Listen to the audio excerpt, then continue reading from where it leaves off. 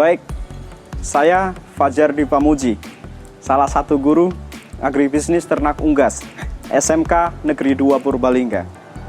Kali ini kita akan praktik tentang membesarkan unggas, atau pada khususnya untuk kesempatan kali ini kita akan praktik membesarkan ayam broiler. Tentu banyak pertanyaan, kenapa kita perlu membesarkan unggas, belajar membesarkan unggas. Tentu banyak yang menyatakan, kenapa kita perlu belajar? Toh kita di rumah sudah bisa untuk membesarkan unggas. Hanya sekedar memberikan pakan saja. Hanya sekedar memberikan sisa-sisa makanan saja, maka ayam kita hidup, gitu ya. Tentu bukan itu. Karena kita memiliki tujuan yang berbeda dan skala pemeliharaan yang berbeda. Ketika kita berada di rumah, maka itu adalah skala untuk rumah tangga. Kemudian ketika kita belajar di sini, maka tujuannya adalah untuk komersial dan tentu skalanya akan lebih besar. Sehingga dibutuhkan manajemen pemeliharaan ataupun cara pemeliharaan yang efektif dan efisien, sehingga operasional kemudian cara kerja menjadi efektif dan efisien untuk menghasilkan produk yang lebih banyak, produk yang komersial. Untuk itu, mari kita belajar membesarkan unggas, khususnya ayam broiler.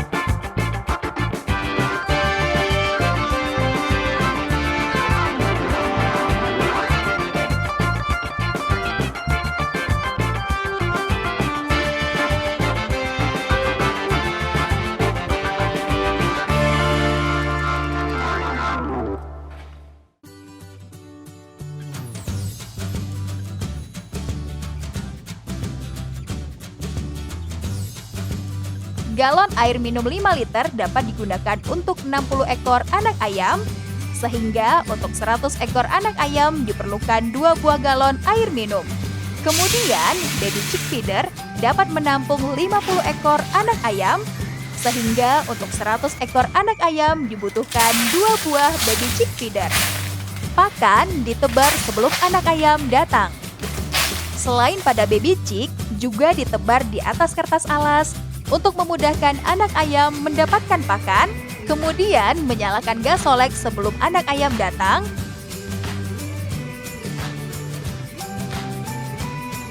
Setelah anak ayam datang, langsung ditimbang beserta dengan boxnya, kemudian dicatat.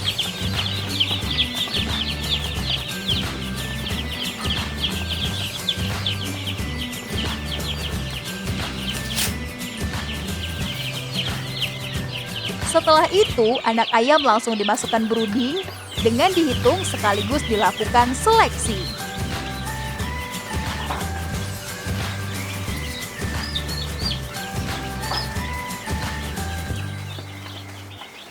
Setelah selesai perhitungan dan seleksi, box yang sudah kosong ditimbang untuk menghitung bobot bersih anak ayam dan rataannya per ekor.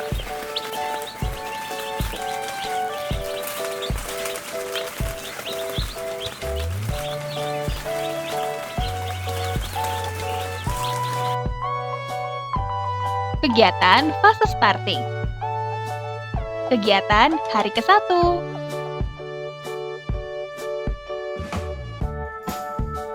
Anak ayam dicek temboloknya setelah 4 jam pertama dari masuk brooding. 80% anak ayam minimal harus terisi, yang menunjukkan anak ayam merasa nyaman. Mengamati aktivitas anak ayam minimal setiap 2 jam sekali. Memastikan pakan dan minum selalu tersedia. Membangunkan anak ayam setiap 1-2 jam sekali yang dilakukan selama fase brooding. Kemudian memastikan temperatur sudah sesuai standar. Kegiatan hari kedua. Mengambil kertas alas brooding yang sudah kotor yang bisa dilakukan dengan cara digulung.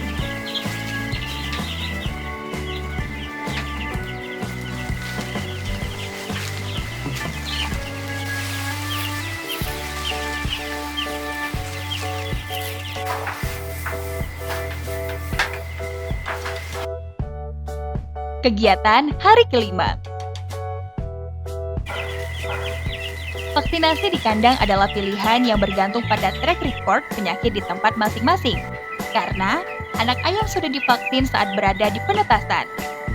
Revaksinasi biasanya dilakukan pada minggu pertama atau minggu kedua sesuai kebutuhan. Vaksinasi NDIB Live diaplikasikan dengan tetes mata. Pertama, anak ayam dikumpulkan dahulu untuk memudahkan dalam pengambilan. Kedua, mengambil anak ayam dengan satu tangan, sedangkan tangan lain memegang vaksinnya. Selanjutnya, melakukan tetes mata 1 kali setiap ayam dengan hati-hati.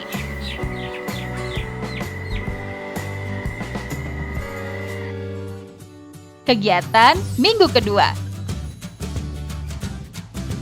Melepas pemanas biasanya dilakukan pada akhir minggu kedua, yaitu setelah temperatur lingkungan diperkirakan cukup untuk kebutuhan ayam di malam hari. Kegiatan minggu ketiga. Menurunkan sekam adalah kegiatan khusus pada kandang terbuka sistem panggung setelah ayam merasa nyaman pada lantai slat.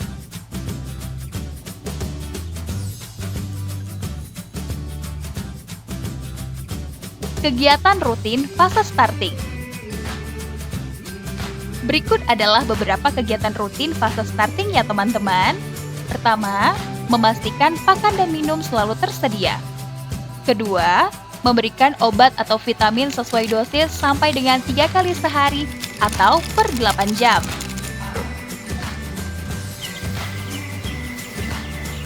Ketiga, mengecek ketinggian tempat pakan dan minum. Keempat, pelebaran brooding atau sekat kandang sesuai kebutuhan luas per meter. Membalik sekam dengan alas kaki setiap pagi hari. Kelima, mengatur tirai pada kandang terbuka. Keenam, mengamati aktivitas ayam. Ketujuh, melakukan pencatatan recording. Kedelapan, melakukan sampling bobot badan ayam.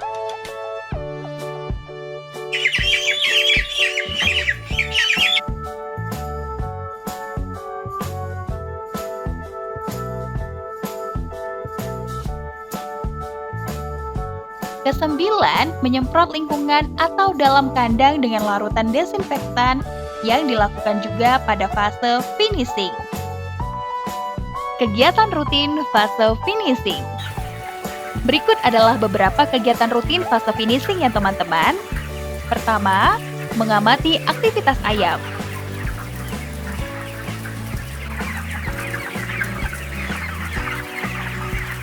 Kedua, memastikan pakan dan minum selalu tersedia. Ketiga, memberikan obat atau vitamin sesuai dosis sampai dengan 3 kali sehari per 8 jam.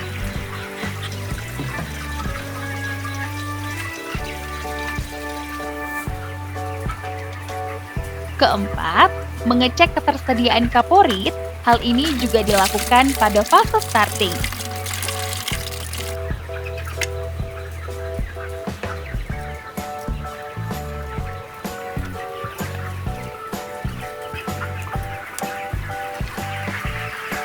Kelima, mengecek ketinggian tempat pakan dan minum.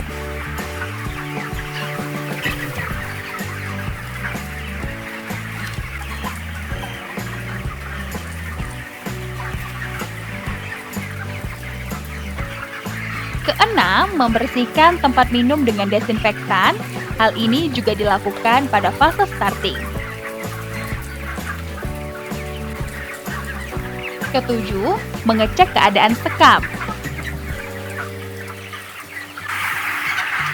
Kedelapan, kemudian jika sekam kurang baik, segera dilakukan penaburan sekam yang baru. Kesembilan, mengatur inlet dan blower pada kandang tertutup, sementara pada kandang terbuka mengatur tirai dan kipas. Ke-10, sampling bobot badan dilakukan setiap hari untuk keperluan estimasi performance seperti feed conversion ratio dan indeks produksi pemeliharaan, sehingga bisa membuat strategi pemanenan. Pemanenan. Tata cara pemanenan dilakukan dengan cara yang baik ya teman-teman. Pertama, melakukan penyekatan bagian kandang. Kedua, peralatan yang berada dalam sekatan tersebut disingkirkan terlebih dahulu. Ketiga, mematikan lampu supaya ayam tidak mudah stres. Keempat, melakukan kalibrasi timbangan. Kelima, mulai menangkap dan mengikat ayam. Keenam, melakukan penimbangan. Ketujuh, melakukan pencatatan untuk bobot timbang dan jumlah ayam.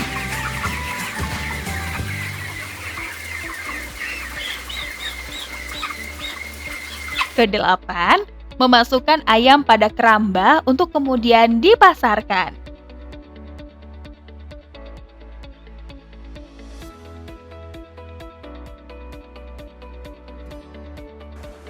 Baik, tadi sudah kalian tunjukin ya, dari mulai kalian menerima DOC, menerima anak ayam, sampai dengan kalian panen ayam gitu ya.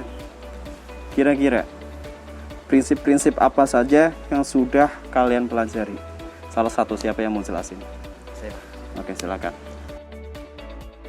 Jadi untuk prinsip yang pertama, peralatan yang kita gunakan tentu harus steril. Ya. Kemudian yang kedua, kita harus mengikuti prosedur yang ada, Ya. sehingga kualitas yang kita dapat bisa terjamin. Ya. Kemudian yang ketiga, kita harus disiplin terhadap setiap aturan yang ada. Nah, betul sekali.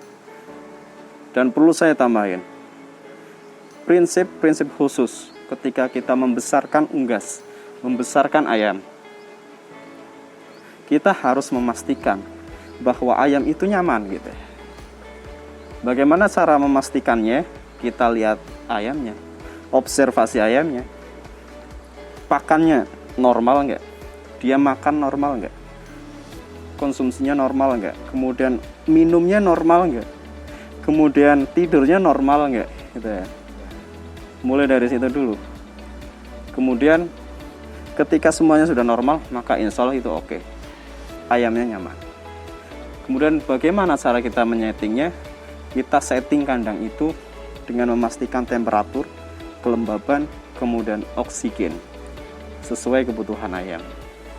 Untuk di close house, contoh kalian sudah mengaturnya di blower, bisa mengatur di blower. Kemudian untuk di open house atau kandang terbuka, kalian bisa mengaturnya dengan naik turunnya tirai dan penambahan kipas. Baik, mungkin itu saja yang bisa kita sampaikan untuk video pembelajaran kali ini. Semoga video ini bisa bermanfaat untuk kita semua, menginspirasi kita semua. Terima kasih atas perhatiannya dan wassalamualaikum warahmatullahi wabarakatuh. SMK bisa, SMK hebat.